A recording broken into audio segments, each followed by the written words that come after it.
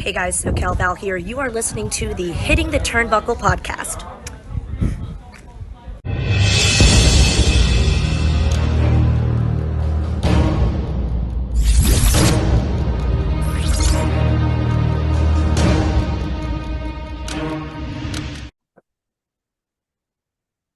Welcome everybody back to the Hitting the Turnbuckle podcast. I am your host Adam Cousins, and it's Thursday, and you know what that means. It's the AEW Dynamite review show. Well, we're going to welcome our co-host first. First off, Dave Robinson. That's in my left. How are you, my friend? I'm the problem child, Dave Robinson. Sorry, yes, the 60,000th gimmick in Dave Robinson. This is my gimmick, and this is the one I'm sticking with. You're now sticking with the problem child. Okay, so I've been told all my life at companies I've worked for, and you know, in certain areas of life that I'm a problem child. So you know what? I'm gonna be the problem child 24/7. Fine, that is your one and only gimmick. Now we'll drop the other 64,000 that you've got. And then you also joining us all the way from the States is our other big AEW correspondent, Mr. Parker Hamlet. How are you, sir? I prefer Dynamite Dave, but if Problem Child Dave is what we're going with, then I guess that will suffice. Go ahead and put the patent and the trademark on that, and let's just go ahead and get those T-shirts printed and get those on the market. Medium or a large, Parker? What you fancy? I'm a schmedium kind of guy. I'm fun size. So I'll get one in the mail, man. All right, sounds good. Obviously, like Adam said, it's Thursday, so you know what that means. We've got the hangover from All In. We got a lot to talk about. I don't know about you guys, but going into the show with obviously everything on all the controversy surrounding AEW right now, I know we're going to try to stick to what's going on the television right now, but mainly, I don't know about you guys, but I was very intrigued to see what direction they were going to go in, because, I mean, you got to pull a 180 and go from All In to All Out. You go from Wembley to the United Center, so I'm just going to come right out the gate. How did you guys feel about this as kind of the go-home show for All Out? Me personally, I read before, and I was going to mention it before the show started, that Tony Khan did mention that there was some of the roster stuck out in Florida due to the hurricane, which DDP mentioned on our show. So we send all our thoughts and prayers to everyone in Florida that's currently suffering with that, or the whole of Florida, really. And he did also mention that there was a few sickness bugs. Saraya and Swerve in particular got a sickness bug, and Jericho was a bit hit and miss. Jericho thankfully made it on. I mean, all in all, I think they've done the best of what they could do personally with what they had. It would have been a lot better had the whole roster been there, but I think what they've done was they obviously done some pre-tapes to build up some other matches from All In, which one of the matches in particular I can't wait to talk to you about. But Dave, I mean, I think that they've done the best of what they could get with what they had. Yeah, they were dealt a difficult hand in that respect in terms of planning a show and having to change it last minute. I think it was very ambitious to do two big shows like this in a week. And we're not talking like 2 episodes of TV, which is, difficult. And that would be challenging enough for some companies to do 2 live shows a week. They've done that. They've gone from 2 live shows a week to also 2 pay-per-views in 1 week. I actually think that was a mistake to do that. I would have rather another week or 2 spacing. I'd like that to make the show feel a little bit more special, and also to build up the storylines going into it in the matches that we've got. Now, they did set some before All In for All Out, and obviously some of the fallout for All Out and some of the stuff we'll get into on the show has set some more matches up. But it does still feel a little bit lackluster for me. Some great matches, don't get me wrong, but there's been a couple of matches that have been added kind of last minute. And it doesn't look like we're going to be getting any world title defenses, particularly on the men's side. I think we're getting a TBS women's match, and we've got an international and Dynamite title matches, which they've done better lately of making those secondary titles mean a little bit more. So maybe they get more of the center stage come All Out. But yeah, to answer your question, I think they done pretty well. But I would like to see a bit more of another week or 2 in between the 2 big shows. Yeah, I think that's fair. But they've done well with what they could get. As you say, Dave, they were dealt a lot of different hands, some controversial, some due to the God and their creation of these hurricanes, and some due to sickness. So with what they've done, I think they've done well. But let's jump straight in. What did Parker? What did you think about it? Yes, of course. I mean, to be honest with you, I definitely think it's a mistake too. And, there are some parallels, right?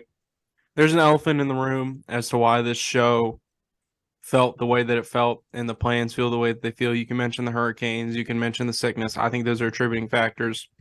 Yeah. I know we got a lot of Dynamite to talk about, so we're not, and we dived plenty into the Punk situation on our last pod. But with all that being said, it makes you wonder how instrumental he was and how big of a part of this show he was eventually going to be. And I don't know about you guys, but this episode of Dynamite felt very reminiscent of last year after Brawlout.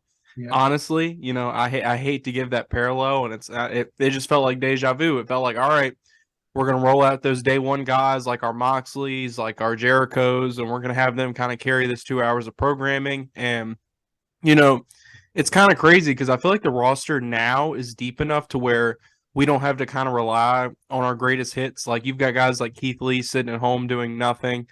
I just feel like there's a lot more of the roster that they could be utilizing rather than kind of resting on their laurels, if you will, of some of the, you know, same old shtick. Like I said, kind of their greatest hits. And don't get me wrong, guys. I think there's some good stuff here. And I think Cassidy and Moxley could main event a pay-per-view. I know that's a little bit of a hot take, but all in all, I think we can all say that, you know, this feels a little bit underwhelming coming off the cusp of pretty much the biggest wrestling event ever.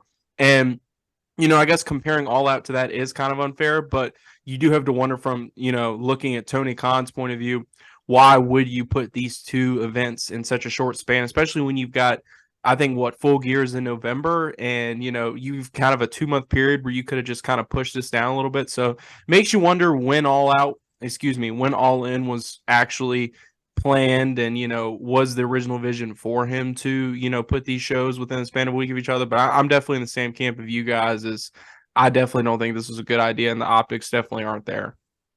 Just to kind of add to that, guys, what I thought, you just alluded to it, Parker, in terms of relying on the same kind of people, Jericho, Moxley, etc. There were a lot of guys on Dynamite that were all in, and I thought there would have been a little bit more squad rotation, or, you know, in soccer terms, Tony Khan to utilize his squad a bit more, because as you say, Park, there's so many, it's such a deep talent roster. There's a lot of people in there that are kind of chomping at the bit to get some more TV time and get back on Dynamite. So I think it would have been an opportunity to rest a few of the guys up, but they probably, knowing the likes of Moxley and Orange Cassidy, they want to get straight back into it and build up to Sunday. So a difficult one to plan for. But yeah, I thought we'd have saw a few new faces on Dynamite that we haven't seen for a while. Yeah, definitely. And there is also the point that Tony Khan did or has offered this Wednesday just gone, and the next Wednesday offer anyone that wants to attend any services, William Rotunda or Terry Funk. So big up for Tony Khan for that as well. We didn't have to do that, and I'm sure some of the guys may have taken their time to do that as well. So, but again, let's crack straight in. It was the first match, Jon Moxley and Komander, I think, as Excalibur kindly puts it. Modified squash to a degree. Komander did get some offense in there. Moxley, he did bleed, although unintentionally. I think he just opened up a wound from All In. But Dave, we'll go to you first. Moxley, it was just a good tune-up for either Orange or Penta. We won't get into that just yet, but it is a good tune-up for Sunday's match at All Out. Yeah, this perhaps surprised me a little bit more. I thought it was going to be a very, very short affair, and there was no risk of Moxley losing. However, we did see something a little bit different from Komander, however we're saying it there. But because it wasn't all about just the aerial stuff, and it was still the aerial stuff that proved to be his downfall, you know, and going for one big move too many and getting caught by Moxley. So I think we saw a bit more from Komander here than in terms of these type of matches. And we do get that contrast, and I'd love it. I perhaps prefer to see Komander in the Cruiserweight or X Division style matches. I think that's where he really could be utilised at his best. And it looks like he has got this continued relationship with Alex Abrahantes. So perhaps he's going to spend a bit of time with the Lucha Brothers and fill in for Pac if there was any trio stuff planned in the near future. But I enjoyed it. I thought it was a good start to the show. Yeah, and Parker, just to add, Komander, I mean, he's only been there a while, but he's taken on the who's who of AEW already, hasn't he? That's actually a really good point, and that's something that I was going to point out, is that Komander has been in the ring with some pretty high, heavy hitters there in AEW so far, and I thought he put on a great contest against Vikingo at Death Before Dishonor not too long ago, or Supercard of Honor, I can't remember in particular, but they tore the house down, and I just got to say that, this kind of felt like some deja vu to me. I've kind of seen this match from Moxley a little bit one too many times for my liking and my taste. I know I'm going to sound a little bit dismal about this episode of Dynamite, but in general, I mean, the last Dynamite I went to last year, he fought Penta. It was pretty much the same format match-wise. He fights, I want to say, who did Moxley fight last week? It was another luchador, wasn't it? If I'm not mistaken. It's Ray Phoenix, wasn't it? Ray Phoenix, wasn't it? Yeah, Ray Phoenix. I mean, it's just kind of, this kind of felt like a smash in case of emergency archetype, and that's kind of how they're utilizing Komander as a performer. A lot like David said, I don't think that they're utilizing him to the best of his strengths. I feel like when he's in there with someone who's kind of cut from the same cloth is when he can really showcase his ability, and it didn't really, in my opinion, progress much of a storyline in regards to, the international title picture. I guess other than seeing how Moxley would fare against a guy like Penta. So, I mean, it, like David said, it was a solid opener, but it wasn't anything mesmerizing. And, I hate to sound so pessimistic about it, but at the end of the day, man, this Dynamite just really did feel a little bit thrown together. And, I don't know. I just feel like we could do something better with both of these performers, but I'll never complain about seeing Komander on my TV. Yeah, and my issue with it, if I have got an issue, and it's a minor thing, but at times I do feel like some of the Dynamite matches are very predictable, and I don't think they need to be. I think there's matches that they could set up most weeks, particularly on Dynamite and Collision, that you don't know, because we knew that Moxley was going to win this. There was no doubt. There was not even a 1%. This was an extremely safe Dynamite. Yeah. Bit like cookie cutter missionary safe Dynamite. Yeah, I agree.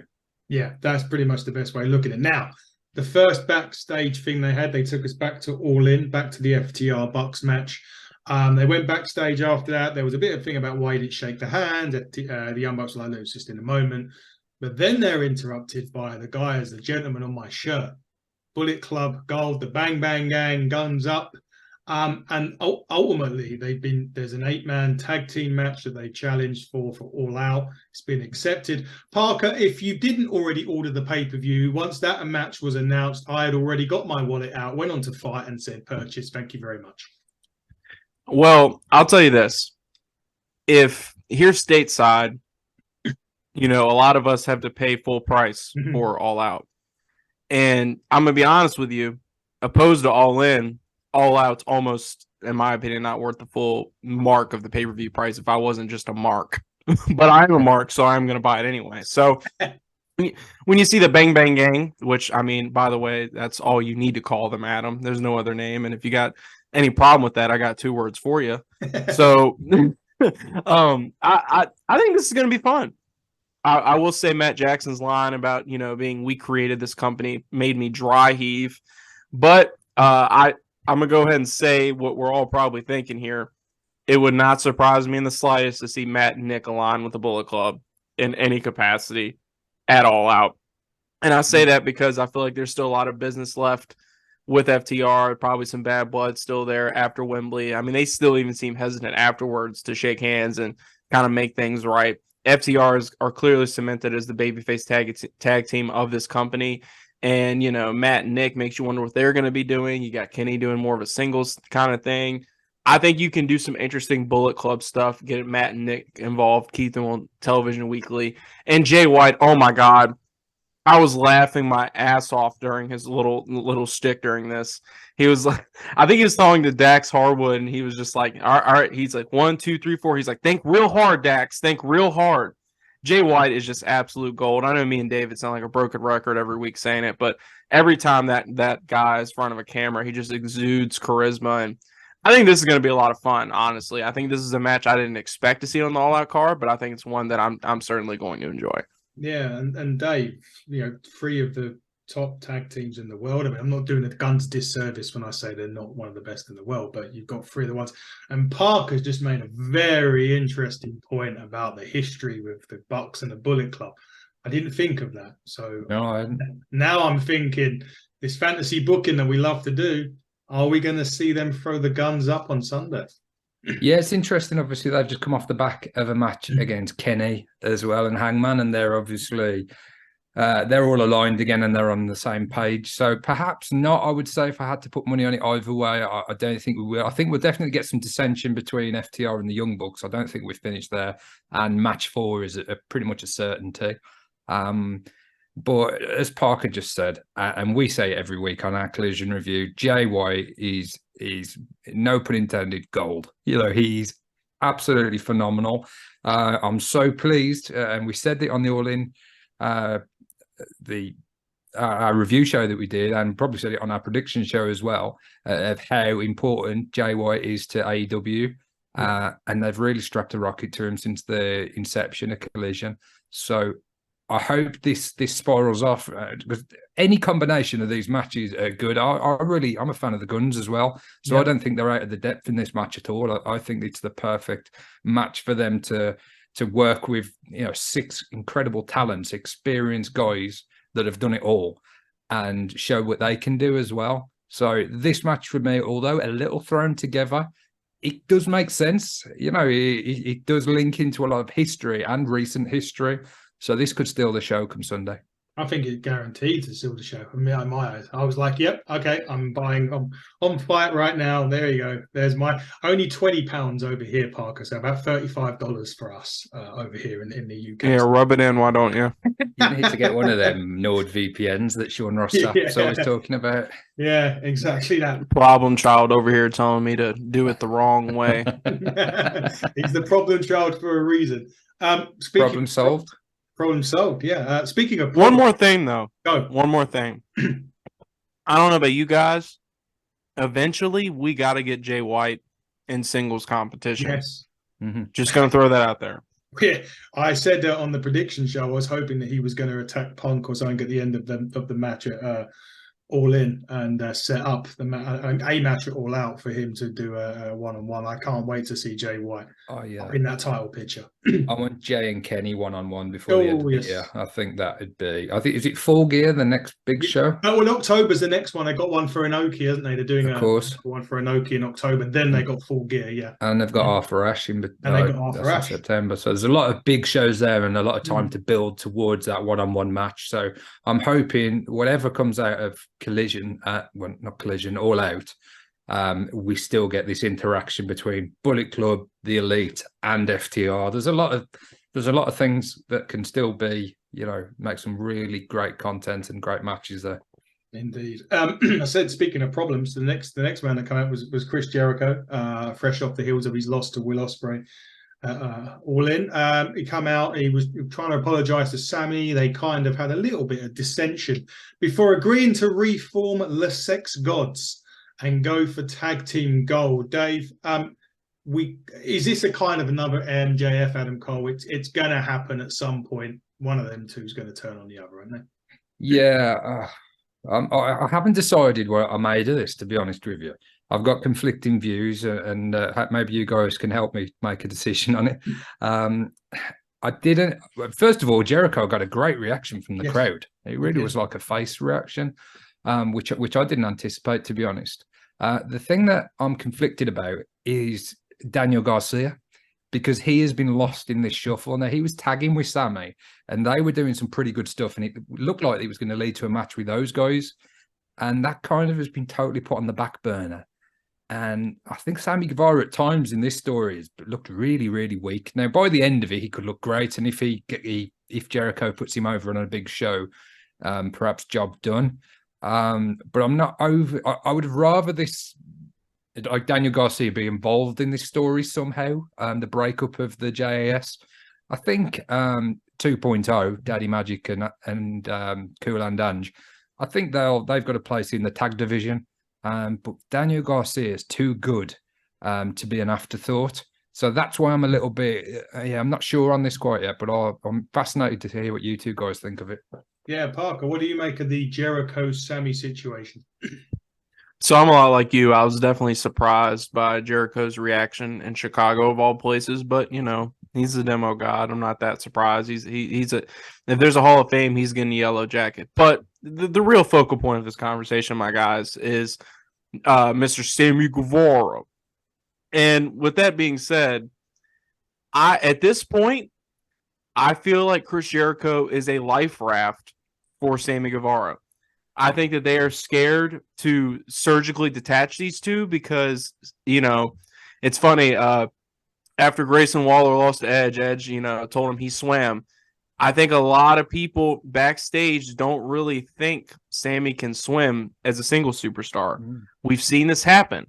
We have. And I think ultimately this does lead to a big match between Jericho and Sammy. But is that going to be the thing that gets Sammy over?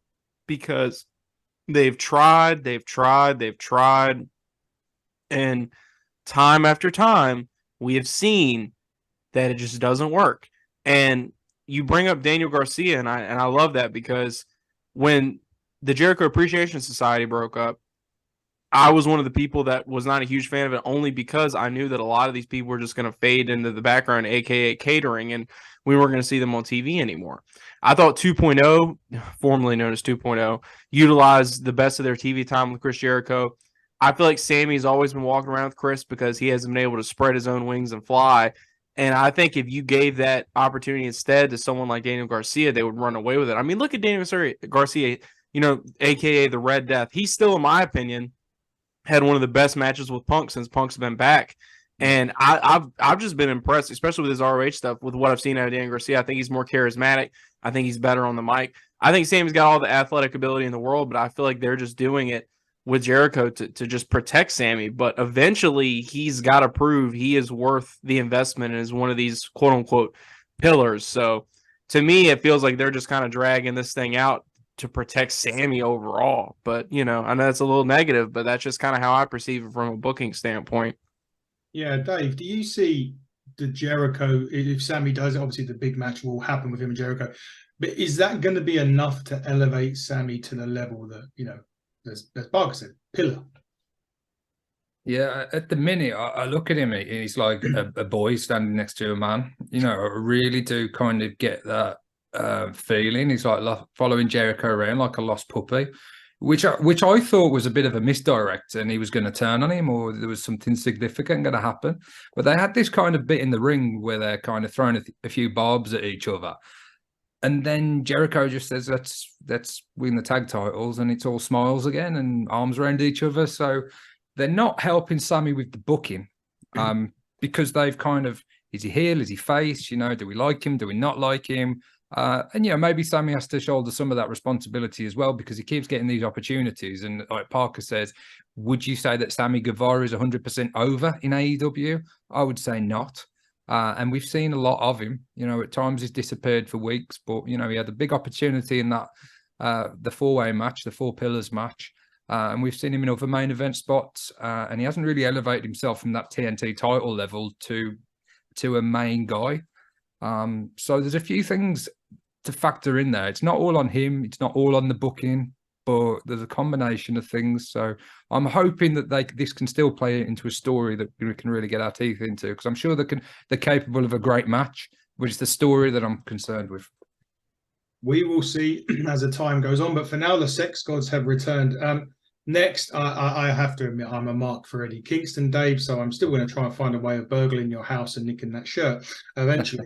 Anyway, he takes on Willie Yuta. Parker, I would say this, and I'm going to go on record, and I know that he's taken a lot of defeats in 2023, but for me, Wheeler Yuta has been AEW's MVP this year. I don't know what you think, but the match itself, Parker, what I liked about it was not only did Yuta, again, and I think we spoke about this, Dave, when he took on Orange, he was picking away at the parts of the injuries that Eddie Kingston had. Eddie Kingston was always his smash mouth. But Parker, for me, Yuta's the MVP. I don't know what you feel about him. Well, if we're talking about putting mileage on the body, he's like a 97 Subaru hatchback at this point. He's got his ass kicked so much in AEW this year. But I definitely agree with you. He definitely is one of the best in-ring guys that AEW certainly has this year, and you could argue he's been the MVP. I thought this was a great, fun match between him and Kingston, and Yuta being around, guys like Danielson, letting him be in his ear, Moxley, Claudio. Obviously you're going to learn a lot from those guys, and I also say go check out his work in Ring of Honor. He had a great match against Shibata for I think it was the pure ROH title. Yep. So I think Wheeler's been getting his reps in. I think he's also gotten in pretty good physical shape as well. I mean, the guy's looking shredded out there. So I think Wheeler's a guy who has made the most of his opportunities. Of course, obviously from a character standpoint, I think there's a lot lacking there. But from an in-ring standpoint, I couldn't agree with you more. And obviously, man, I mean, Eddie Kingston is just stupid over. I thought it was cool they put the New Japan title on the line here. I thought that was pretty cool. This was one of those situations where you could tell this was a little thrown together, but I thought that was kind of a benefactor here, and this was one of the good things that we got out of the card in general. So I thought this was great. Yeah, and Dave, to add on to that, Claudio comes out at the end. I love this. Didn't even look at Eddie Kingston, who was barbing him, berating him from ringside, wants that other match with Claudio, which we'll probably eventually get. Is it going to be so long? I mean, obviously, I want to get your thoughts on the match as well, but is it going to be too long now before Kingston finally gets an AEW title now, or a Ring of Honor championship to add? Maybe he'll drop the Japan one eventually, but he's got to win AEW gold at some point, isn't he? Yeah, and I think they've always thought that Kingston doesn't need a title because the fans care about him so much without one. So, but that for me doesn't mean he shouldn't. I would absolutely love a title to be put on him. I'd love at some point him to be AEW World Champion. I really would. He just connects so well with the audience. Every time his music hits, and I'm not massively into that style of music, but every time his music hits, I kind of get goosebumps, and I'm like, Eddie's here, and I think that's the reaction for the crowd. I think that's the reaction when we're watching at home. We're kind of interested in whatever he does, whether it's a short little backstage segment or whether it's something in the ring. We're captivated by him. He just connects. He's just a real top star, and I don't want the AEW to take him for granted just because they feel he's so good he doesn't need a title. So I definitely want to see him in that position. In terms of this match, to add on what you two said about Wheeler, he's a protege that doesn't feel like a liability at all. He's kind of on the same level, but he's cut a little bit of leeway because he's still learning and he's implementing the stuff that he's been taught and he's adding it to his arsenal. He's changed dramatically from, how he used to wrestle. There's still elements of it, but there's not much high flying there. There's a lot of biting, a lot of clawing, a lot of scratching, and I absolutely love it. I think, what we were saying about Sammy Guevara, perhaps not, taking his opportunities. I think Wheeler has absolutely done so, and he's proved why he was a perfect fit for that role in the BCC. And I do hope in time we get more Wheeler Yutas come through the BCC. And I think that was always the idea of the Blackpool Combat Club, to improve the young wrestlers. And, Danielson and Moxley have talk about. It also starts an interesting dialogue, David, of there's been a little bit of a contingent, a string of people who've worked with Jericho and come out on the other side worse. Mm-hmm. So, I mean, that's obviously I respect Jericho, but at the end of the day, I mean, that Adam Cole stuff was absolutely putrid. Sammy's been with Kris since the inception, the infancy of AEW, and what's changed? Really, what's changed? So, I mean, for God's sakes, a Dynamite I was at when Cody beat him for the TNT title a couple years ago, Cody was getting cheered. I mean, good Lord. I mean, talk about a bad relationship with the fans. So it'll be interesting to see how this plays out, but it is kind of cool. We kind of took a second to kind of give Wheeler his flowers because you can tell he has been seizing the most of his opportunity. And to expand on what you said, Parker, if you look at Jake Hager, his AEW run has been forgettable, in my opinion. You could even go back and look at Santana and Ortiz, and I know there's different stuff's happened there. I think they fell out between themselves, so that's not going to help. But yeah, you look at the difference of someone like Wheeler and spending that time with the likes of Danielson and Moxley, and their career is definitely going in the right direction. So yeah, I'm not sure what that means. I'm not saying that Jericho's a bad mentor or anything. I thought he had a great match at All In. I really did enjoy it. And I think he has got a lot to offer still. I just question the booking and the direction of some of the stories sometimes, but yeah, I digress. Digress. Yeah, well, That's don't forget Taz's. Regal in that as well. We have to mention William Regal was part of the Blackpool Comic. Regal, yeah, it's obviously named after Regal and where he's from in England. So I'd definitely like to see more kind of students go through and graduate BCC. I think it's a long-term thing. I don't think this is like a faction like the NWO or DX or anything like that. I think it's more of a kind of a dojo. The BCC, it's a group, but it's almost like it's a way of life. And I love that. And I think there's other younger wrestlers that could really benefit from that. And maybe the next one, and it'd be interesting to see what you guys think, could be Daniel Garcia. Would he be a good fit for the BCC moving forward? I think so. What about you, Parker? Do you think Daniel Garcia would make it, or would you rather Daniel Garcia carve his own rock, so to speak? I mean, I feel like that would be the culmination of the whole professional wrestler versus sports entertainer shtick that we've been, or the overarching character arc they've had for so long that, like Dave has alluded to, we haven't really gotten a payoff for. So I just want more Daniel Garcia on my TV.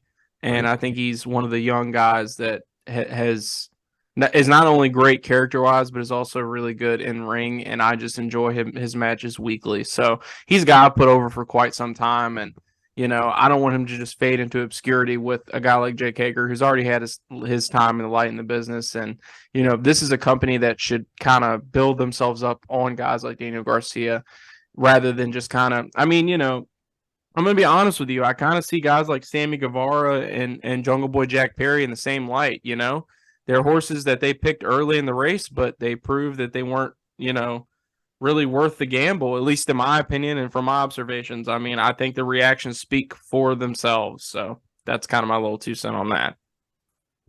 Yeah, interesting. I was trying to think of other names to get into the BCC, but we'll digress on that and we'll move on to the next part, which was the backstage between MJF and Adam Cole. They announced that there's going to be a tag team battle royal on Rampage. The winners take them on at All Out, and there's also going to be a World Heavyweight Championship tournament which starts and culminates ready at Arthur Ashe. So the winner will take on MJF at Arthur Ashe for the title. MJF was given the week off, as Adam Cole said. That brought Adam Cole to the ring. He was talking about how beat up he was. Roderick Strong and the Kingdom come out. Roderick was like, well, what about my neck? You're not concerned about my neck. And then he decides he's entering the tournament to take on him to try and get MJF. Parker, where do you see? We can't give away spoilers on this show. We was told off last time by a fan for doing it. I do know who wins that tag team battle royal, but we'll get on that on our all-in prediction that we'll do near the time. But Parker, for your point of view, who is next in line for MJF, or does Adam Cole enter that tournament and win it and gets a third strike at MJF? So it's interesting because I said on our last episode that that AEW has entered bloodline territory with this MJF and Adam Cole stuff, and I think kind of diving into the tag team stuff and not even having a title match at All Out is kind of, a parallel to something like the bloodline. And with that being said, when it comes to the next chapter in the book, I don't think the next chapter is going to involve MJF taking on Adam Cole one-on-one. I think they're going to have a little bit of a honeymoon period, a little bit of a revitalization. I just think it probably is going to be Roderick Strong at this point, and there really is no other logical opponent for Arthur Ashe. But then again, it makes you wonder because you want Arthur Ashe's opponent, because I mean that's may not be a pay-per-view, but that's a marquee show, Grand Slam for AEW every single year. They want to have at least one big dream match on that card, and is Roderick Strong versus MJF one of those matches? But I mean, realistically, there is a lot of bad blood there. I mean, those two cut the nasty promo on each other a couple weeks ago. I think a lot of people forget just how good Roderick Strong really is because he's coming across as the whiny ex-girlfriend on TV every week. That is a guy that was putting on clinics in NXT and shouldn't have been wrestling in a warehouse for the better part of a decade. But with that being said, I feel like he has a chance here to go one-on-one with MJF. And of course, MJF's going to bring it. We all know. I mean, he's probably tried and true wrestler of the year 2023 so far. But but I guess the reason I go with Roderick Strong is because of the capabilities of what you can get out of that, like the mileage you can get out of that story-wise between him and Adam Cole. If MJF's just absolutely punishing this guy, what does that do to Adam Cole? How does that affect their friendship? Because right now it's just a bunch of confrontations, but nothing's really gotten physical.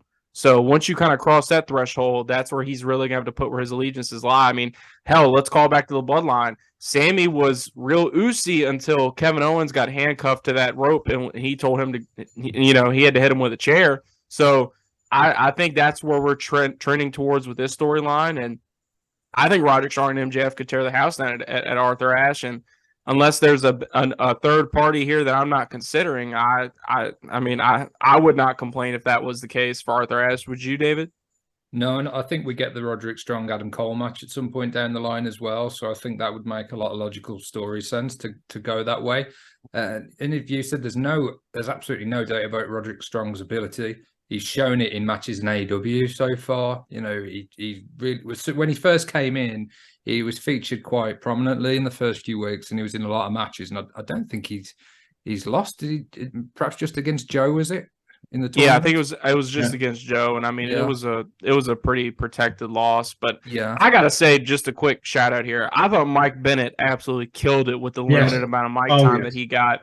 Something that AEW does really well whenever they kind of are lacking, kind of on the front end from a roster / storytelling standpoint, they're going to a show kind of ill-equipped. They always seem to dive into the bowels of wrestling history and really just pull stuff out to kind of use and maximize for their storylines that they're running currently on their, product. And I thought Bennett did a fantastic job here. So I had to give him a shout out real quick. Yeah. Talking about this wedding and as well and different bits, which made you just care more about the story and the relationship, because we haven't really been told too much. Yeah, everybody who watched Ring of Honor is more aware of the kind of relationship between Cole and the Kingdom.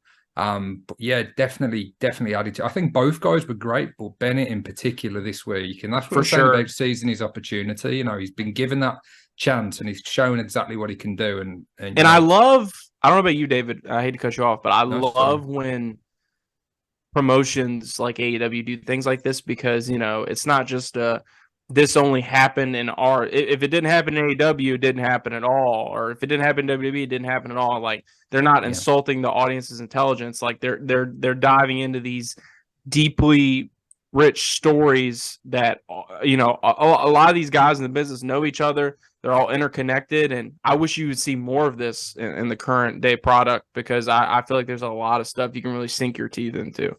Well, with the rumors as well about a streaming service and the amount of content that Tony Khan has got available, this is only going to make people want to go back and watch some of that stuff that happened in Ring of Honor. Bingo. So I think it's really clever all around. Yeah, it's about time they've done it. You see it so many times where they always, well, not necessarily in AEW, but especially in WWE, where they forget. They want to make you forget. There'll be a match that's happened years ago, and a bit like I tell you what, with brothers. Remember Triple H and the Undertaker had that WrestleMania 17 match, and then years later they had a 2 WrestleMania clinic, and they never mentioned the same. They never mentioned that. I mean, Edge and Christian and Kane and Undertaker were brothers, and then that was that. I don't even think the Edge and Christian one. I don't think it was even referenced. It was just like, hopefully the fans will forget that they were brothers. But I know what you mean. I think AEW does do that. I think WWE have done it well at times. It just hasn't happened as much as it should, because a lot of wrestling fans, we're hardcore. We know stuff. We know, And it's all, you can't pretend stuff that it doesn't happen when you've got the internet, because you can find everything. So exactly, I think that's a good shout, lads. Exactly that. I personally think they will do Roderick Strong, MJF, Adam Cole as the ref. Yeah, and see testing his friendship loyalties could be. I think Roderick Strong is absolutely committed to this. He loves it, doesn't he? So good. I mean, on Sunday, I was where I was standing on the aisle. It was like I don't know if he was crying, but you could his shoulders going from behind, and the Kingdom were consoling him. I think he's done a great, without it getting silly, without it being. He's just found the right level. Yeah. Are you sure it hasn't gotten silly? Are you positive it hasn't? I gotta say, some of the dialogue I've seen about this has been, it just makes Roderick look kind of like a chump, like he's whining about someone not being his friend, and he's basically 40 years old, and he's pretty much crying every week he's in the ring with Adam Cole, and he's kind of acting like a pick-me, like, oh, now Adam Cole cares about my feelings. Now Adam Cole cares about my neck. Like, dude, you're not sleeping with him. You guys are friends. Like, I'll for the sake of conversation, I will say that they haven't 100% sold out on it too much yet, but they are. Would you say that they're maybe kind of getting in that territory of doing too much in that department? Oh, it's always a risk when you do something like that it does kind of Roddy loses all credibility.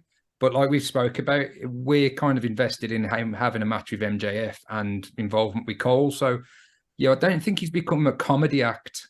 They have got to be careful with it. I agree that. Yes. And I think because there is humor there, but there's humor in the stuff that Adam Cole and MJF have been doing, like the Australian stuff the other week when they had the inflatables and all of that. The kangaroo kick guy. That's it. So it's kind of like laced into the story, the element of comedy, and because I'm sure when you hear him shout Adam, I'm sure there's a humorous reaction from the crowd. There is from me watching.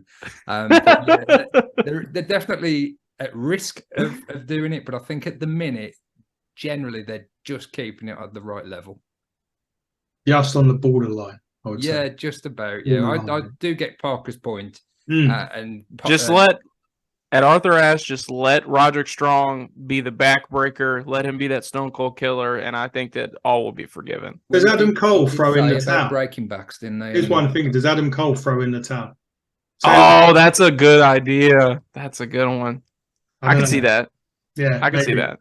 Maybe I've gone from referee now to. I just remember Brett had a match with, I can't remember, Bob Backlund at Survivor Series many years ago, and it was just before him and Owen were starting a feud, and Owen threw the towel in for Backlund to win because he was in the chicken wing for about 15 minutes. And I just remember that.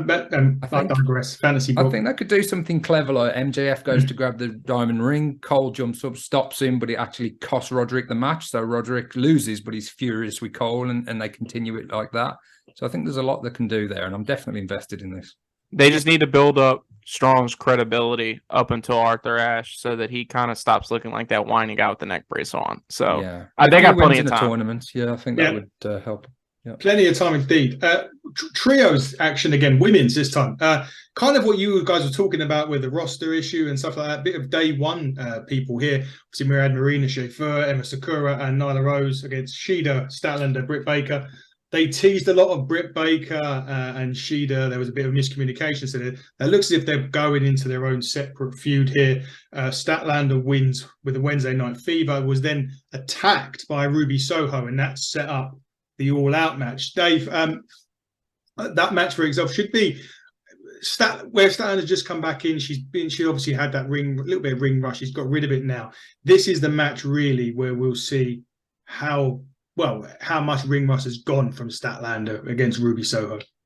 Yeah, I think they've shown us before they're capable of great matches, and they have kind of set this up over the last few weeks. It's not been the greatest story. Ruby just kind of come out and said, I want that title shot. And I think the stuff that happened in the past, which they've already played into at times, when Ruby got booed.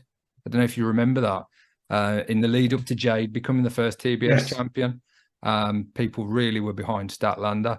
And Ruby was a face at the time. So I think they could have maybe dig into that a little bit more. But this should be a great match. I think this match was probably the ones that was added late on. Yeah. It did, because obviously Statlander's been affiliated with Willow and they've been doing different things. So again, going back to what I said earlier, there was no doubt. You knew who was going to win this match. You knew his trio was going to succeed. So I always come out of it a little bit when I know, it's really then how much can the wrestlers keep me in this match, and how much can I be entertained because I know who's going to win it.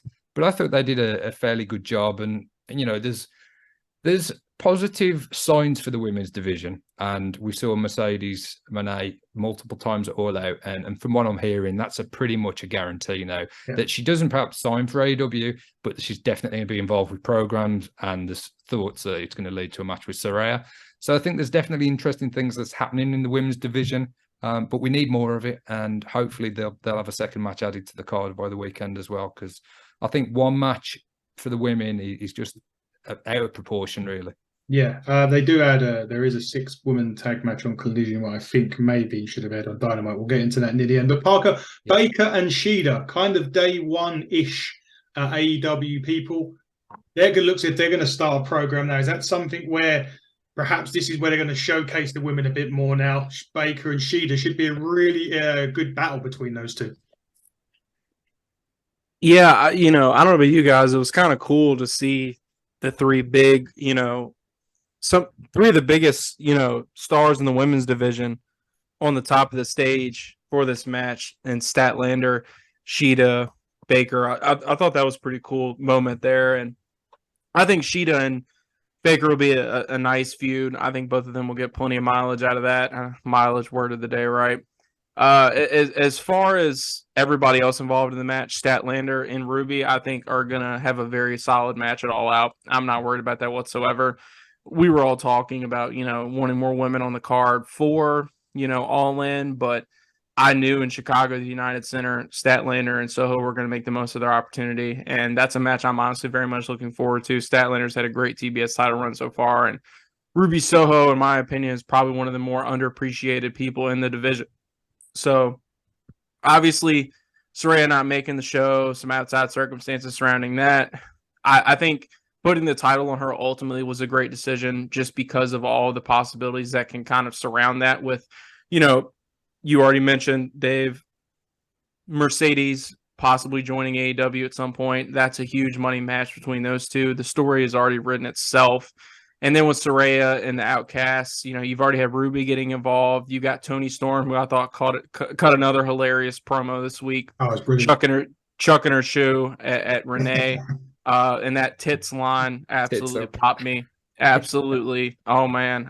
Renee struggled to keep a straight face when she yeah. Even she was laughing. So if you can make Renee break character, I mean, you're doing something right. So that's another reason why I picked Saraya to win the title, is because I knew that it was going to kind of send Toni Storm into a downward spiral and only make this character that much better. So sometimes you got to do something that isn't exactly popular to get the desired outcome for kind of the bigger picture. And that's kind of how I'm looking at Saraya winning the AEW women's title. I will say it was kind of awkward to see Hikaru Shida fist bump Baker, especially after the way that event went down at All In from a character standpoint. Yeah. But honestly, guys, I got to say, I think the women's division is trending in the right direction.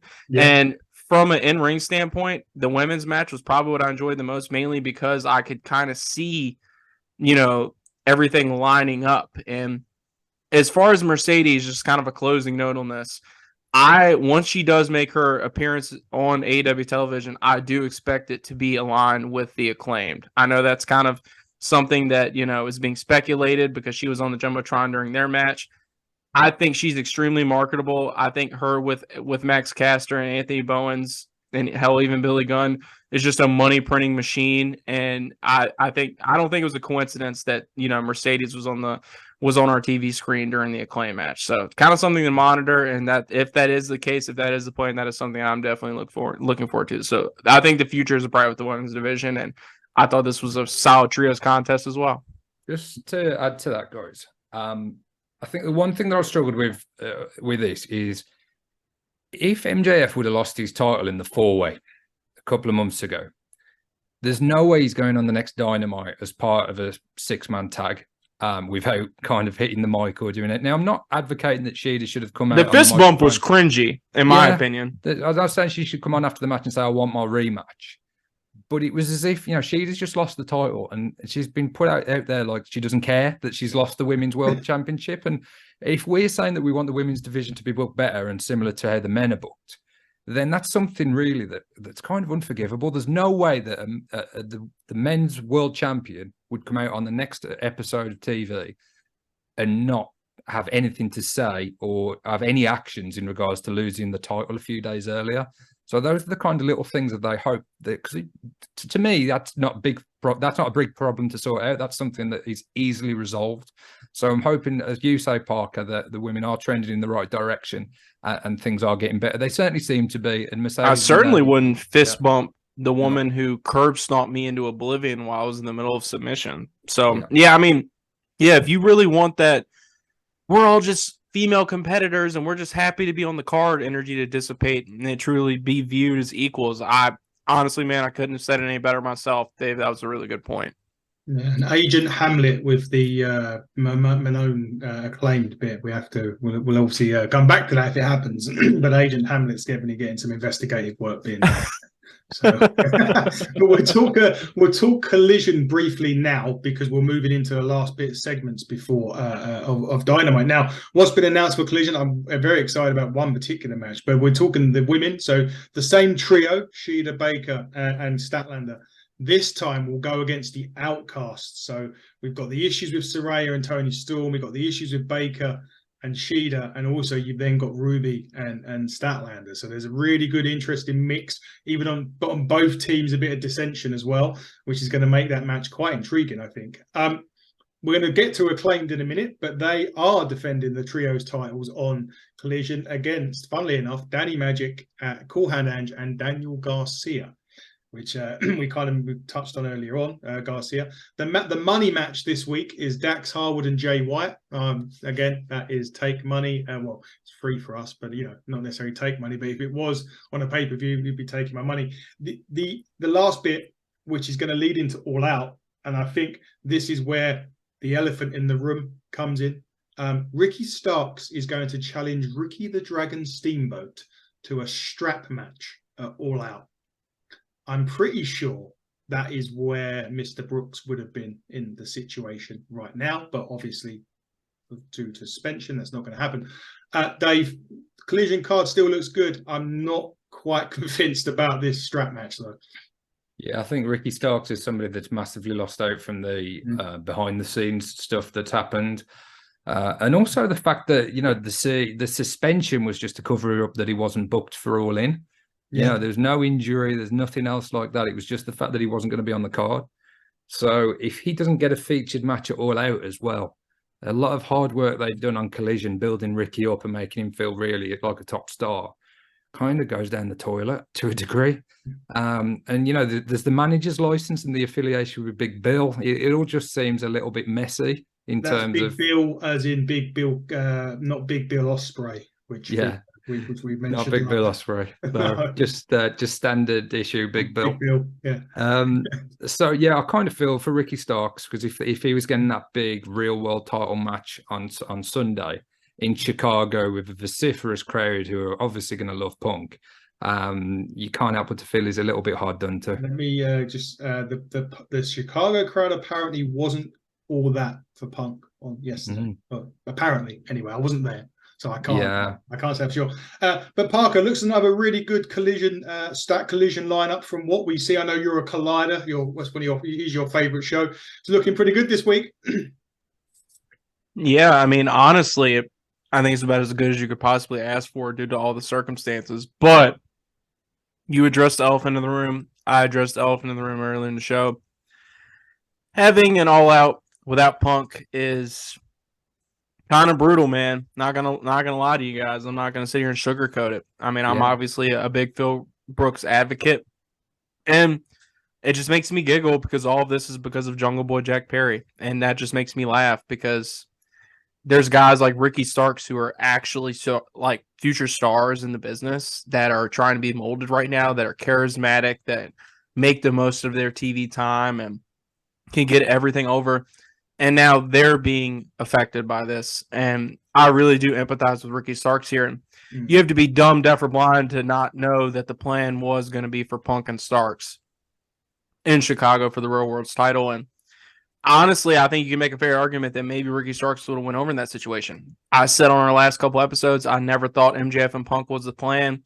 I think this is a hard brand split. I think that the Real World's title wasn't meant to prod at MJF more as it was meant to elevate guys like Ricky Starks. So I feel for Ricky Starks in this situation. And it really just is a shame because, I don't think whipping an old man with a belt is going to get you any more over, but pinning Phil in Chicago certainly would have done the job. So I as far as Collision is concerned, I think that trios match is going to be a lot of fun. Yeah. I think Dax and Jay White, you give those two guys 20 minutes. Dax Harwood's already shown he's a great storyteller. He's a great in-ring competitor. And I'm very much looking forward to see what Jay does with that allotted time. So I think Collision's going to be a lot of fun. I think Collision's probably going to be better than the Dynamite, to be honest with you. So it'll be interesting to see what the real, I guess, ultimate go-home show for All Out does, and if there are any more matches that get cemented. So I'm definitely intrigued heading into Saturday. Yeah, me too. Just so that the Acclaim did do they're now called the House of Arse, apparently. And they now got a pink title, the pink trios titles now. So that's something going forward. But we didn't want to get into that, more into the main event. And Jesus, what a main event this was. Orange Cassidy and Penta Miedo. The winner of this goes on to face Moxley All Out. What a prize. Sorry? What a prize. What a prize. Yeah, I couldn't think of any match I'd rather want to lose, to be honest. Yeah. Parker, this was... We talked MVPs earlier, and we mentioned Wheeler Yuta, but I think the one man that's proven to me throughout all of his comedy that nowadays, if someone said he was main event in a pay-per-view, I wouldn't back an eyelid at, is Orange Cassidy. This match for me was pay-per-view quality. My only gripe, and I'll say this again, it's getting a lot of stick on social as well, was the no selling of the Canadian Destroyers, but I can forgive that personally. But Parker, Orange Cassidy, got to be 2023 Wrestler of the Year, surely. I think he's the workhorse of the year. And I say that because I still give Wrestler of the Year to the guy like maybe a MJF. Yeah. You know, mainly, I mean, when you say Wrestler of the Year, what is the criteria to you? I would say the amount of matches competed and the quality of those matches. That's how I would generalize it personally. That's fair. That's fair. I mean, look, I'm not gonna lie to you. I went to Dynamite a couple Decembers ago and caught. It was when Kyle O'Reilly made his debut in AEW. Yeah. And one of the matches that I saw on that card was Orange Cassidy versus Adam Cole. And Adam Cole is one charismatic son of a bitch, let me tell you. But Orange Cassidy was going toe for toe with him, and you know, I think it was Double or Nothing a couple years ago when he was in that triple threat for the AEW World title. You could argue that was a little too early, but here's the thing. The All-Atlantic or International title, excuse me. It's funny, they even scratched that on the Jumbotron. I thought that was great. Yeah. Orange Cassidy, in my opinion, has just worked himself up so much in my eyes and has just had such a stellar run. And really just squeaks out of every match by the skin of his teeth, and you know, it's collectively, you know, bruising and battering himself up along the way and telling just a great story in that regard. And I think we are nearing a point where he loses that title. I just don't think it should be to Jon Moxley. I don't. I think this is a match that Orange Cassidy needs to win to establish himself as a guy who can hang in the main event scene, and then give the title to another guy that could probably use it, maybe like a Swerve down the line. I really thought Swerve was going to take it off of him a couple months ago, but Orange Cassidy is just absolutely amazing, man. I mean, he's a huge merch seller. The fans love him. He gets great reactions wherever he goes, great packaging. I mean, this is a guy who, in my opinion, has earned himself the main event of All Out, and I think that it should be treated as such come this weekend. So I'm very excited to see him and Moxley take each other on one-on-one, because there's just a stark contrast between the two. You got Cassidy working hurt with all, you know, with the injury angles, and you've got Moxley, who is just the closest thing to New Jack we have in 2023. So I think this match is going to be absolutely fucking crazy, and I'm absolutely pumped for it. Dave, to add on to that, Parker's kind of taken the question away, but I'll still ask you, is this the moment? We've said this before. How many times have we sat here and gone, is this the match that Orange finally drops the title? For you, is this the moment, or do you agree with Parker? This is where he earns his main event stripes. Yeah, I hope not. I hope he doesn't lose the title against Moxley. I won't repeat what Parker's already said, but I couldn't agree more. This guy has been absolutely phenomenal. And the run of matches that he's had, and a lot of these matches, you know, they haven't had much of a build. You've just turned on Dynamite or Collision, and he's opened the show many times, and he's just defended his title. But by the end of that match, he's made you care so much about that match, and more often than not, it's been match of the night. I think he'll have another match of the night contender against Mox. I really hope he's the guy that walks out with the international title, though. I think he gains a lot more and he's elevated, even though he's staying in that same bracket as international champion. I definitely think he elevates him. A win over Moxley on a pay-per-view like All Out would be massive for his career. And I don't think it does anything negative to Mox either. I think Mox can take the loss, and the Orange has built his credibility up so much over the past few and years. Not only that, yeah, Mox is the only guy in Blackpool Combat Club that Orange has not pinned. Just want to point that out. Oh. Yeah, that's a nice little, stat as well. Yeah, but yeah, my prediction is going to be Orange. I really hope they stick with him. I think pretty much, all of the injuries. I'm sure he is tired. I'm sure a lot of wrestlers are tired and they wrestled a lot. But I think all of the injuries are kayfabe. I don't think he's dealing with any injury that's going to kind of need operation or put him on the shelf for any long period of time. So as long as that's the case and he's not going for surgery or anything, I'd love him to carry on this title reign. And like I was saying before, we might not, at the minute, we're not getting MJF defending, we're not getting Punk defending for different reasons. But the international title, and because of Orange, basically because of his run and what he's done, it justifies that top spot on the card. Just like the night one of WrestleMania when the story justified the tag match main eventing, I think Orange's international title run justifies him main eventing All Out. And on top of that, just another little number. Orange is undefeated in singles competition in 2023. And I'm going to play devil's advocate here. If his first loss does come to Jon Moxley, I don't think it completely kills him either. But no. I think this is a moment you elevate somebody. And I think it's been planned meticulously. And I think that we're going to get a hell of a payoff. At least I hope. And he doesn't have a catchphrase. Yes. And he was there. That was the other little... If Punk was backstage, then that might have kicked off between them two, just because he said those words, at the minute. But look, the elephant was in the room. He's not going to be there. Doesn't look like he's going to be at All Out, which is a massive shame in Chicago, missing out. But it is what it is. Dynamite score for me, I'm going to give it, because look, you've got to give him a bit of leeway due to all the conditions, everything that's happened. Tony's had a bit of a rough start to this week. I'm going to give it a 7.5. Solid show for me. It just obviously didn't help with everything else. But Dave, what are you going to give it? Oh, I think you'll be giving it the highest rating this week, Ed, which is great. That's a good thing for AEW, isn't it? The people, and you've been a big fan of AEW. It's not as if you haven't been.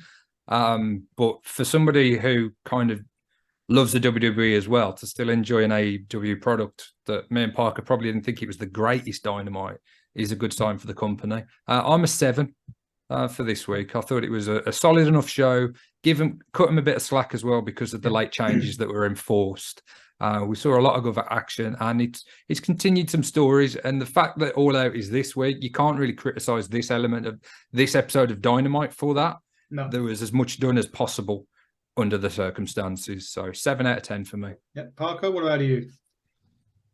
So I have to be objective here. And I think if the Orange Cassidy stuff isn't on the show, it's lower than what I'm giving it. I'm giving this episode a 6 because I do think that this roster is deep enough to make Dynamite better than this. I just do.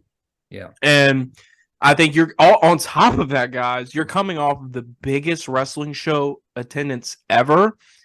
And you almost make it feel like it either didn't happen or it was an afterthought, which is a pretty brutal skepticism. I mean, a pretty brutal criticism. I get it. I sound like I absolutely hated this episode of Dynamite, but a lot of this just falls on Tony Khan. I mean, you got all that stuff going on behind the scenes, man. I get it.